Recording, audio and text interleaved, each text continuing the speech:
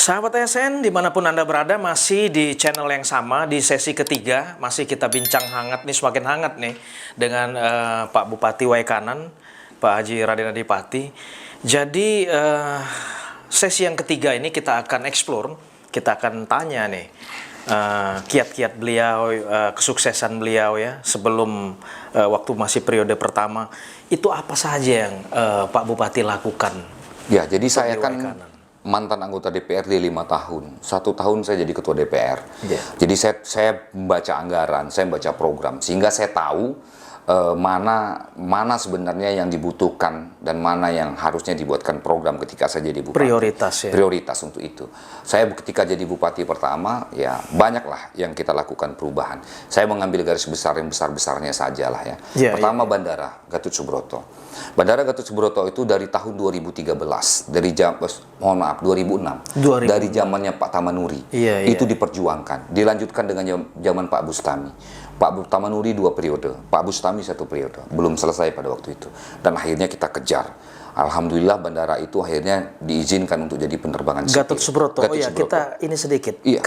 Kenapa nama Gatot Subroto? Jadi Gatot Subroto itu memang sudah ada nama di sana. Oh, kan? sudah ada ya. Tinggal ini itu perjuangannya. Iya, karena itu bandara itu bandara milik Angkatan Darat. Oke, ya. Bandara milik Angkatan Darat, tapi kalau bisa kita pergunakan untuk komersil. Jadi ini milik Angkatan Darat. Oke. Jadi memang untuk komersil, makanya di eskalasi nasional nama Gatot Subroto. Iya, tapi sebenarnya sudah kita usulkan juga betul. Supaya kalau bisa ya pahlawan dari Lampung kan nggak kurang juga Bang gitu. Jadi perjuangan periode pertama di tahun keberapa Gatot Subroto? Saya waktu itu kalau ini tahun 2018 atau 2019 ya. 2019 akhirnya diresmikan oleh Menteri waktu itu, Kasat juga waktu itu, Pak Andika. Alhamdulillah bandara itu sekarang lagi penerbangan melayani rute Palembang, Waikanan, kemudian Bandar Lampung. Memakai Susi Air. Ini menurut saya penting karena dengan terbuka, ini kan membuka supaya konektivitas ini ya antara jangan lupa, kabupaten, provinsi. Iya, jangan lupa Waikanan tidak lewati tol, Bang. Gitu kan. Dan dia berada di tengah-tengah. Jadi itu ya. Oh iya, dia berada di tengah-tengah, gitu ya. Nah, dan jangan lupa penumpang Bandara Gatot Subroto ini ada Oku Palembang, ada Oku Timur, ada Oku Selatan, Waikanan, Lampung Utara. Ini kan ada 5-6 kabupaten yang memang menyanggai. Ini penting untuk ekonomi, pariwisata, kemudian usaha, ya kan. Bagaimana orang kalau jarak aja, tempuh aja sudah jauh kan. Bandara sudah jadi. Kemudian yang kedua, pada saat pelayanan publik. Ini penting menurut saya. Pada waktu saya jadi Bupati Waikanan, pelayanan publik di Waikanan itu belum pernah dinilai oleh periode pertama. 2016 belum pernah dinilai, 2017 kita usulkan, 2018 kita masuk zona, 2017 kita zona merah, 2018 kita zona kuning, kemudian 2019 kita zona hijau. Hebatnya lagi Waikanan zona hijau dia peringkat keempat nilai tertinggi seluruh Indonesia untuk pelayanan publik. Ini yang menilai ombudsman. Ya, itu kan sebagai bukti, ya kan gitu. Karena tidak mudah ya untuk memberikan reward ombudsman. Ombudsman ini agak pelit-pelit kalau nilai. Dan mereka turun kan nggak ngomong. Betul. Mereka ngecek turun nggak ngomong. Betul. Mereka cek satu-satu, atau diumumin aja sama mereka. Nah, terus saya pernah baca di artikel ya bahwa Adinda setiap kebijakan ya dari periode per tahun ya. Ini ada evaluasi by sistem, by data, by survei. Apa benar begitu? Iya, jadi saya tiap tahun dari mulai 2017 saya survei. 17, 18, 19, 20, 21 saya survei. Survei ini bukan hanya mengukur elektabilitas dan popularitas. Artinya bukan hanya semata-mata untuk politik. Bukan. Jadi saya semua program, apapun programnya, Dinas Pendidikan punya program. Kesehatan tadi ya, UMKM. Semua. Misalnya pendidikan punya 10 program. Kemudian PU Bina Marga punya 10 program. Ini punya 10 program. Itu saya tampilkan, saya survei. Apa gunanya survei? Supaya saya bisa melakukan pemetaan. Betul Bang, uang ini bukan uang saya, uang negara. Sudah dikit, tapi tidak tepat. Ini jadi masalah. Mubazir. Untuk apa kita buat program? Akhirnya kita harus survei. Kita survei tiap tahun, kita tahu jadi. Oh, ternyata rakyat di Kecamatan Bahuga membutuhkan ini yang dibutuhkan mereka. Oh, nggak nyentuh pendidikan ini di survei. Itu keluar Bang. Dan ini kita evaluasi tiap tahun. Kita kumpulkan SKPD, kita sampaikan, nilai penilaian kamu rendah nih. Ya, dan nggak tepat sasaran. Iya, tidak tepat. Ada berarti yang tidak salah ini dengan ini. Karena surveinya rendah. Gitu kan. Nah ini kita benahi terus dan terus menerus. Ini juga sebagai bahan kontrol kita. Kita kan nggak mungkin bang, kita ngomongkan diri kita ganteng kan nggak mungkin bang. Betul. Kita ganteng, kita hebat. Yang bisa menilai orang luar. Nah survei ini kan menilai realistis, dia akan sampaikan. Saya sampaikan realistis. Nah dari situlah kita buat bisa program yang baik agar tepat sasaran. Anggaran yang sedikit bisa fokus dengan sasaran kegiatan. Jangan lupa pembangunan itu kan kadang-kadang seorang kepala daerah merasa diri dia pemimpin tuh merasa diri dia sudah bangun. Tapi ternyata nggak dirasakan rakyat. Nggak dirasakan rakyat, banyak kan? Padahal esensi. Begitu sudah, waduh, ini sudah tahun keempat, sudah mau habis. Mau tarung lagi pilkada. Ternyata kita nggak buat apa-apa. Rakyat nggak merasakannya. Saya kasih contoh misalnya, saya sampaikan dengan kepala kampung, dengan para pejabat itu. Contoh saja, pembangunan itu. Dia membangun Siring Pasang ke arah kuburan. Padahal Siring Pasang di depan rumah itu masih banyak yang belum bagus. Tapi dia bangun ke arah kuburan. Sudah ke arah kuburan. Sebenarnya kalau dilihat betul, mungkin volumenya benar, cara buatnya betul, nggak ada masalah lah. Tapi pertanyaannya sekarang, mana yang lebih merasakan Siring Pasang? Apakah orang yang sudah meninggal? Orang hidup atau orang yang sudah meninggal? Nah, itu pertanyaan berikutnya. Sederhana, tapi memang betul-betul visible. Azas manfaat.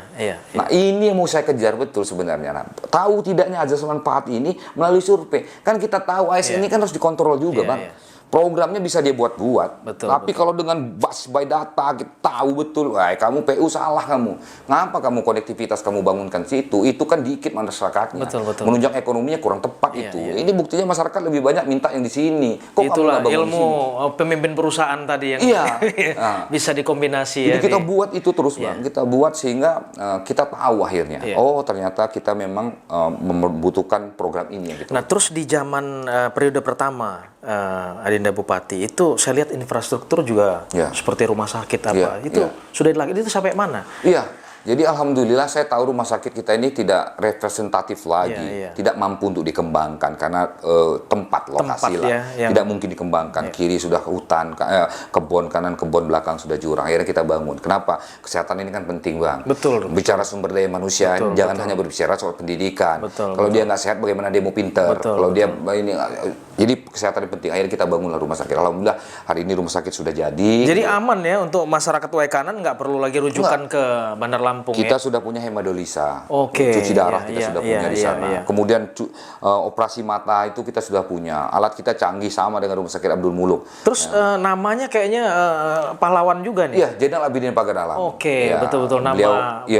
Beliau kan ayahandanya Bapak Sarudin. Bapak Sarudin kan orang tuanya juga asalnya dari Waikanan juga. Makanya kita namakan Jenderal Abidin Paganalam. Itu sudah jalan. Tapi di kesehatan itu juga ada yang menarik lagi. Jadi di Waikanan itu sekarang dapat predikat Kabupaten Sehat. Kabupaten Sehat ini dapat penilaiannya dari, kita sudah pernah dapat Adipura. Di Lampung ini hanya 2, Bang, kabupaten yang dapat Adipura. Satu Lampung Barat, kita 2. Lampung Barat sudah beberapa kali di zamannya Bang Muklis dan sekarang Bupati sekarang Pak Rausi. Kemudian saya. Kemudian yang kedua, jangan lupa lingkungan di selain itu kita juga bebas buang air besar sembarangan, STBM, bebas buang air besar sembarangan.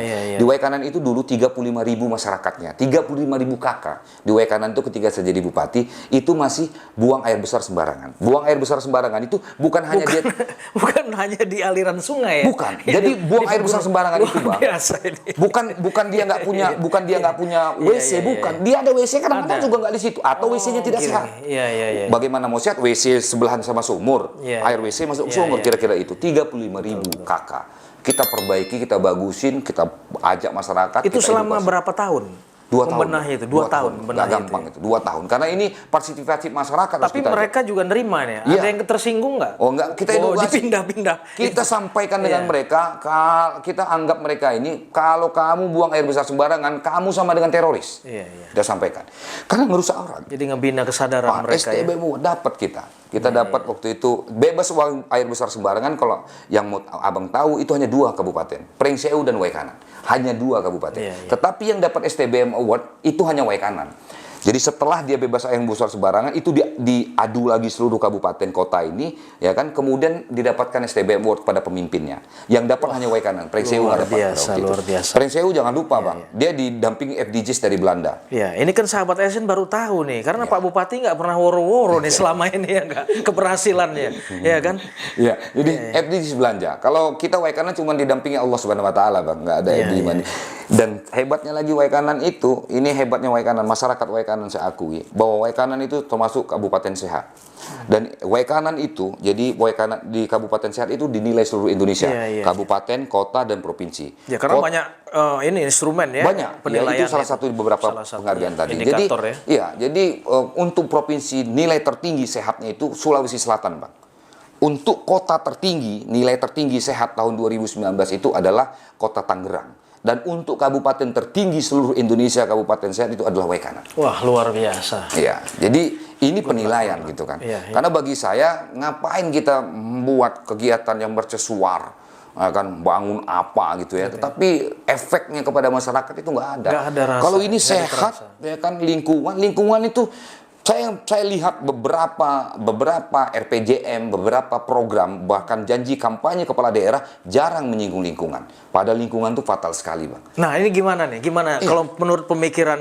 Bagi saya harus, Bang. Karena lingkungan ini kalau nggak kita jaga, ini 10 tahun lagi bisa jadi air kita nggak ada lagi kan, Bang?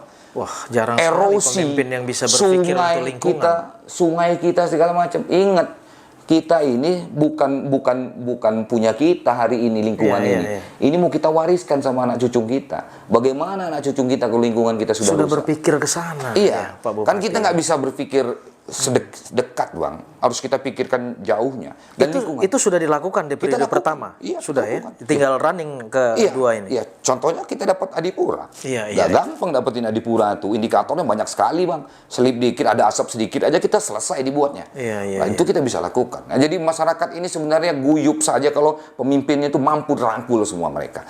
Kasih edukasi terus, libatkan stakeholder, polisi. Nah, terus saya dengar, saya baca-baca juga nih di rekam jejak digital Adinda bahwa Adinda ini sering turun memberikan edukasi kepada kepala-kepala desa. Ya. Ini apa maksudnya? Saya turlap namanya, Bang. Turun lapangan. Turun lapangan. Ya. Turun lapangan apa yang dibicarakan di turun lapangan? Saya lihat pembangunannya. Mereka jangan lupa, Bang. Desa itu punya dana desa. Oh iya. Okay. Jadi sumber pembangunan pendanaan pembangunan di Waikanan itu nggak hanya APBD, Bang. Betul. Nggak hanya APBD provinsi, APBD. Ada dana desa yang dikucurkan langsung ke rekening desa. Nah, ini harus kita awasi. Kita harus kasih tahu mereka, bangun yang bermanfaat ya, jangan berbangun yang nggak bermanfaat kayak contoh Siring Pasang tadi. Tolong ya, gitu kan. Betul. Kita turun, kita lihat. Saya bukan sidak atau apa enggak. Dan sekarang kan nggak zamannya lagi, Bang. Ya kan kita sorot media. Pemimpin. Ya kan gagah-gagahan, ya kan pintu dibukain. Sekarang kan pemimpin nggak kayak gitu lagi. Dia harus dekat sama rakyatnya. Oh, jadi itu kuncinya yang saya dengar bahwa ada bahwa Pak Bupati ini disayang sama kepala-kepala desa ya. Iya. Karena kecerewetannya tadi. Iya, karena kan jujur aja, Bang, sumber daya manusia kepala kampung ini kan juga terbatas. Dan kita tidak bisa milih, tidak seperti saya milih kepala dinas. Saya bisa lihat track record dia. Lah ini kan pemilihan kepala kampung kan rakyat juga. Artinya mau dia mantan preman, mau dia mantan tukang ojek, mau dia apapun juga kok dipilih rakyat jadi kepemimpin. Nah, ini harus kita edukasi. Nah, kalau kita turun kita mengajarkan kepada mereka, bukan perintah juga, bukan marah-marah juga turun itu. Iya, ini yang saya lihat sangat responsif ya. Adinda turun. Kadang-kadang kan banyak sekali kepala daerah, tinggal panggil aja nih para kepala desa. Ini turun langsung pendekatan. Saya pakai, Bang. Satu turun, dua medsos. Iya. Media seperti Abang ini juga saya pakai. Saya punya Facebook, saya punya Instagram, saya punya Twitter. Makanya, yang langsung saya pegang, Bang. Jadi tidak menggunakan admin. Jadi itu cara berkomunikasi saya. Ya walaupun kadang-kadang agak aneh-aneh juga. Ada yang minta cariin pacar gitu ya, Bang ya. Udah lama jomblo segala macam. Tapi di bagian komunikasi. Karena nggak bisa dibatasi sekarang ini. Kasian lah orang negeri besar cuma mau ngelaporin jalan dia harus datang ke Waikanan. Betul. Ke kantor saya, ngantri. Jadi buka kerannya itu. Buka. Dia tinggal foto, dia kirim ke saya. Saya luangkan waktu, Bang. Dari subuh saya luangkan waktu. Jadi dari mulai sebelum sholat subuh, saya biasa bangun jam 4, itu saya luangkan waktu. Menunggu azan subuh atau setelah subuh menunggu mandi. Itu saya siapkan untuk balas WA, Instagram, SMS. Wah, luar biasa. Itu cara saya untuk ini kepada masyarakat supaya masyarakat dekat dengan saya.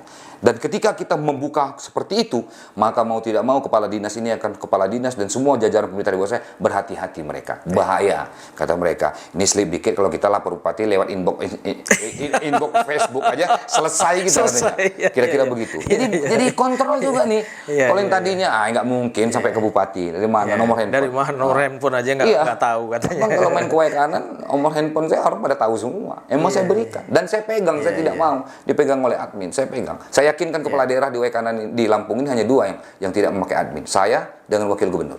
Alhamdulillah Medsos.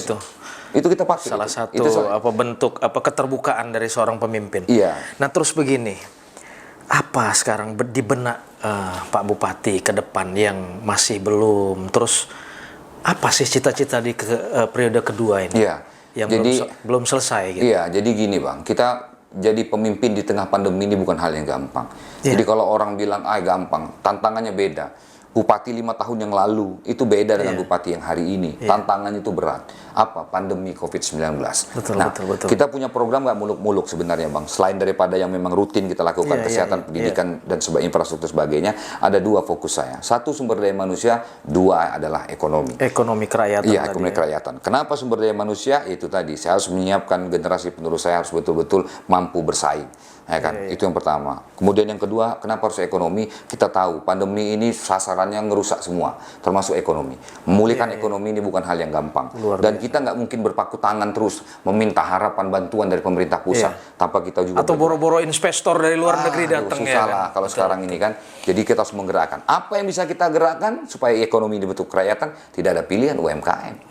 Pilihan kita hari ini. Nah, untuk itu kita genjot. UMKM ini kita berikan teknologi, kita berikan pelatihan, kita buatkan jaringan pemasaran, kemudian kita membuka akses untuk permodalan. Sudah masuk e-commerce juga. E-commerce juga. Kita berusaha untuk itu dan alhamdulillah bergerak pelan-pelan lah ini dengan keterbatasan. Apalagi kan kita keterbatasan pendanaan hari ini Bang. Refocusing, realokasi. Iya, betul. Waduh, ini pada ngejerit nih saya lihat. Kayak kemarin lah 4% 2020. 2020 itu 4% kita sudah terpotong. Tapi memang udah merata lah. Sudah merata. Hari ini kita 8%. Jadi udah 12% dari APBD itu yang sudah hilang. Jadi dua itu ya antisipasi di masa pandemi yang kita lihat berkepanjangan ini. Jadi kalau soal kesehatan saya pikir kita sudah tahu runtutnya lah. Kalau orang sakit harus bagaimana menghindari supaya COVID semuanya sudah tahu. Tapi ekonomi ini, rakyat kita ini ekonomi. Jadi nggak ada pilihan kita untuk salah satunya adalah ekonomi harus jadi tulang punggung pemikiran seluruh kepala daerah saya. Luar biasa. Mudah-mudahan ya bisa berjalan. Dua program tadi bisa menopang, meningkatkan ekonomi. Minimal orang bisa, masyarakat bisa makan, bisa layak. Itu lebih dari cukup. Oke, terus gini Pak Bupati, closing statement harapan terhadap masyarakat Waikanan dan sahabat SN tentunya. Kan mereka juga punya harapan, pengen jadi bupati itu gimana? Jadi kalau masyarakat Waikanan, saya berharap bahwa mohon doanya lah, mohon doa, mohon dukungannya. Ya kan, untuk periode ini yang sebenarnya nggak lama juga, hanya sampai dengan 2024 kalau sampai sekarang. Mohon doa dan dukungannya. Saya beserta seluruh jajaran akan berusaha semaksimal mungkin untuk memberikan pelayanan yang terbaik buat masyarakat Kabupaten Waikanan. Kemudian buat anak-anak muda, generasi penerus setelah saya yang punya bercita-cita untuk masuk ke dunia politik, masuklah dunia politik. Yang sedini mungkin. Masuk dunia politik, kemudian fokuslah, kemudian yang ingin saya sampaikan, bersihkanlah hati. Jadi niatkanlah. Nawa itu. Bagi saya kunci keberhasilan itu udah kembali ke niat. Karena apa? Karena niat itu cuma kita sama Allah yang tahu. Istri dan orang tua dan semua tidak pernah tahu. Jadi politik itu sebenarnya bersih, oknumnya. Jadi niatkanlah bersih, buatkan niatlah ini untuk sebuah pengabdian. Dan ingat ketika kita jadi pemimpin, kita nggak lebih dari pelayan dan pesuruh orang. Betul. Nggak bisa kita bukan raja Bang. Hari ini kita bukan raja, kita nggak lebih dari pelayan dan mudah-mudahan kita bisa membawa Waikanan ini bisa lebih baik lagi. Amin.